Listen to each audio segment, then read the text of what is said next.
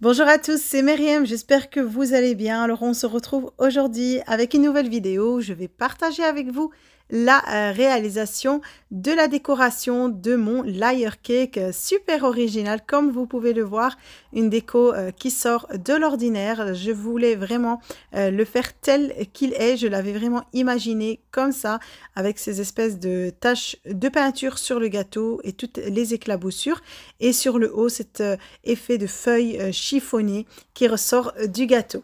Voilà, je vais vraiment partager avec vous tout ça en vidéo. Alors pour les personnes qui ne me suivent toujours pas sur Instagram, je vous le note ici, c'est Myriam Gâteau. Vous êtes les bienvenus sur ma page Instagram pour pouvoir me suivre au quotidien.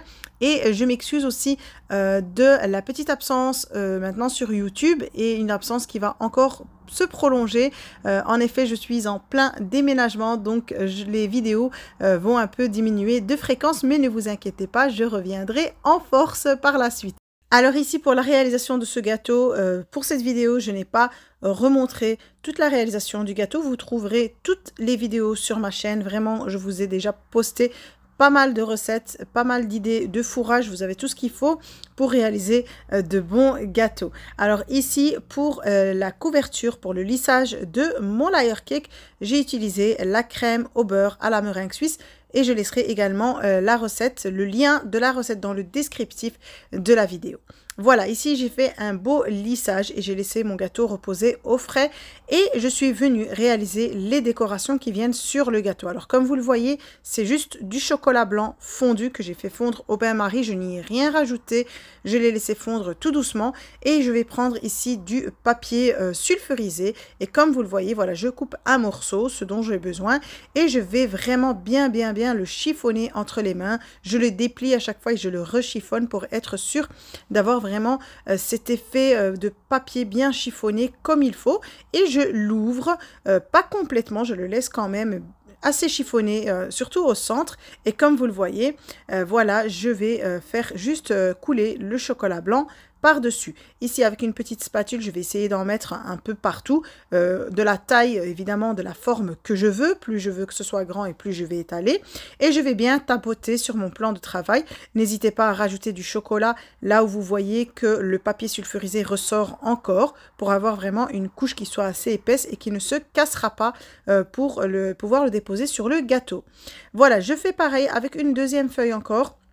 Je chiffonne bien et je mets mon chocolat blanc par-dessus, je tapote pour que ça rentre bien partout dans tous les petits plis que j'ai réalisés en chiffonnant la feuille.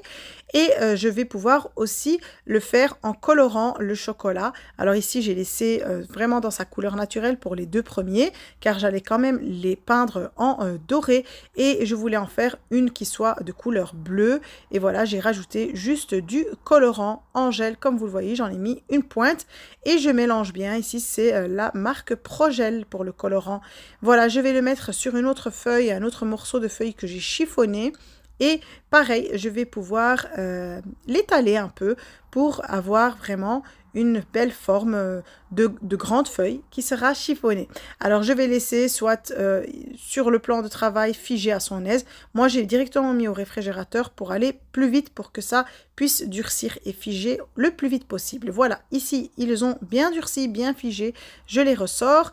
Et je vais pouvoir retirer mon papier sulfurisé. Alors j'y vais doucement évidemment pour ne pas casser mon chocolat. Ce qui est sur les côtés, bah, si c'est trop fin évidemment, voilà, ça se casse et ça se retire.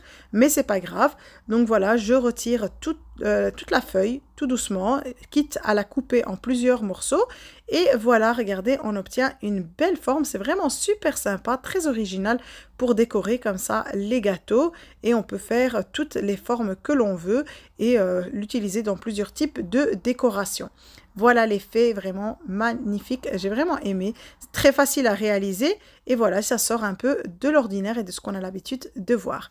Voilà, alors pour celle qui est en bleu, je vais la laisser telle qu'elle, vu qu'elle est déjà colorée, et par contre pour les blanches, je vais utiliser de la poudre dorée, la marque Rollchem, elle est comestible, comme je vous le dis à chaque fois, et je vais juste prendre mon pinceau et en mettre grossièrement comme ça et bien étaler. Donc j'utilise la poudre telle qu'elle, je ne l'ai pas diluée, ça colle très bien comme ça. surtout sur le chocolat. Et je vais pouvoir les laisser de côté et pouvoir les utiliser pour la déco. Vous voyez, regardez le rendu avec le doré, ça a bien fait ressortir tous les petits plis, c'est trop beau. Vraiment, moi j'ai adoré. Ça m'a pris vraiment très peu de temps à réaliser et le rendu top.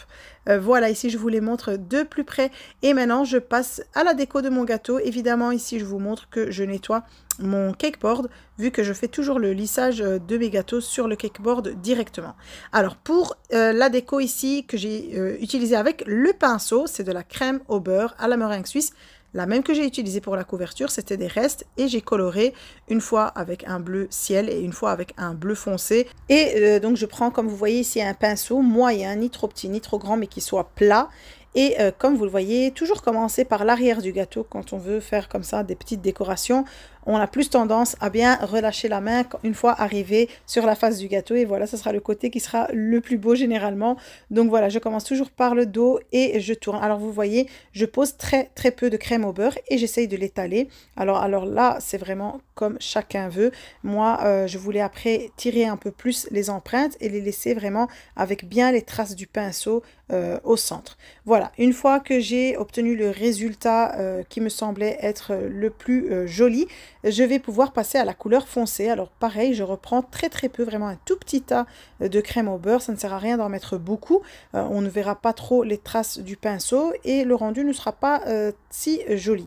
Alors j'essaye juste de déposer le bleu foncé légèrement par-dessus le bleu clair pour faire voilà cette espèce un peu de dégradé entre les deux couleurs. Et pareil, je vais faire le tour de tout le gâteau. J'en mets aussi un peu sur le haut. Et voilà, une fois que j'ai terminé, je repasse bien le pinceau pour vraiment avoir toutes ces petites traces. Le rendu est trop beau. Voilà, je vous ai dit vraiment une déco très simple qui ne prend pas beaucoup de temps, mais qui donne un effet waouh.